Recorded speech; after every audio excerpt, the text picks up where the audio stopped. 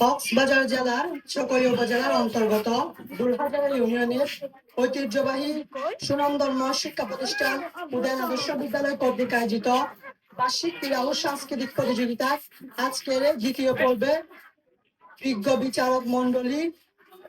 বিচারক মন্ডলী, প্রধান অতিথি, বিশেষ অতিথি এবং অভিভাবক অভিভাবিকা এবং আমার শ্রদ্ধেয় বড় ভাই এবং বোনেরা এবং আমার স্নেহের ছোট ভাই এবং বোনেরা সকলকে আমি আমার সালাম জানাচ্ছি।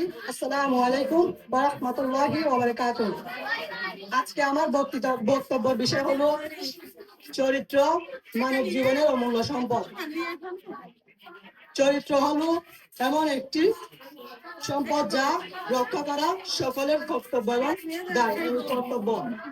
চরিত্র খারাপ হলে সমাজে তাকে কেউ পছন্দ করে না, সবাই তাকে ঘৃণা এবং অপমান করে।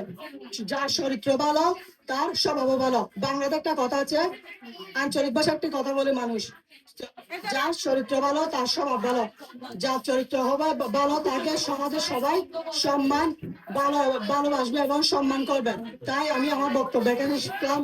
সকলের সুস্বাস্থ্য কামনা করে আমার সংক্ষিপ্ত বক্তব্য এখানে শেষ করলাম। আসসালামু আলাইকুম ওয়া রাহমাতুল্লাহি ওয়া বারাকাতুহু।